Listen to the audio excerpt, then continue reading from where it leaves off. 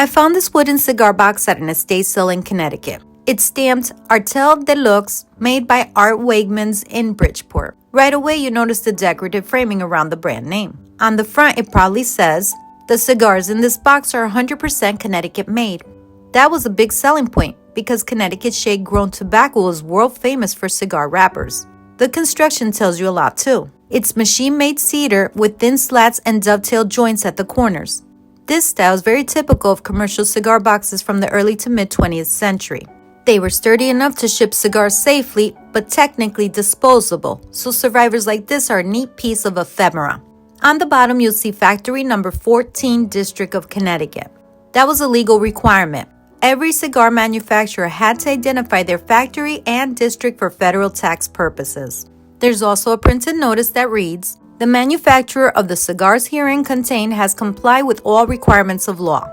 Every person is cautioned not to use either this box for cigars again or the stamp thereon again, nor to remove the contents of this box without destroying said stamp under the penalties provided by law in such cases." It repeats Factory Number 14, District of Connecticut, along with the number 25. Under that is an E, and next to it the wording, "The cigars herein contained were manufactured to retail by more than 8 cents each and not more than 15 cents each, and same sold tax paid." That little line fixes the intended retail price range, solidly a mid-market cigar. On the side it's stamped Claro. That term refers to the wrapper leaf color. In cigar grading, Claro means a light golden brown paper, typically shade-grown.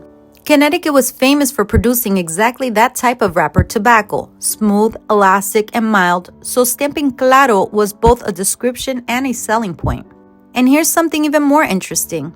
The box still has part of its green U.S. Internal Revenue stamp used in the first half of the 1900s. Alongside that is a partial Union stamp. Within the design, you can make out wording from the Cigar Makers International Union of America.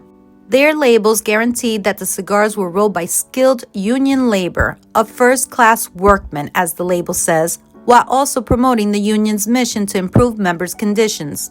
The signature belongs to R.E. Van Horn, who was president of the union in the 1930s. That detail helps narrow the date of this box to somewhere between the 1920s and 40s. The maker, Waegeman's, shows up in Bridgeport cigar industry records.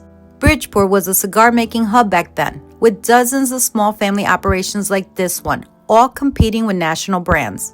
Artel Deluxe was their deluxe line, marketed to emphasize quality. Today, empty cigar boxes like this usually sell for modest amounts, maybe between $10 to $30, but the real value is the story. This plain cedar box ties together Connecticut's tobacco heritage, Bridgeport's cigar industry, the pride of union workmanship, and everyday objects that once sat on shop counters almost a century ago.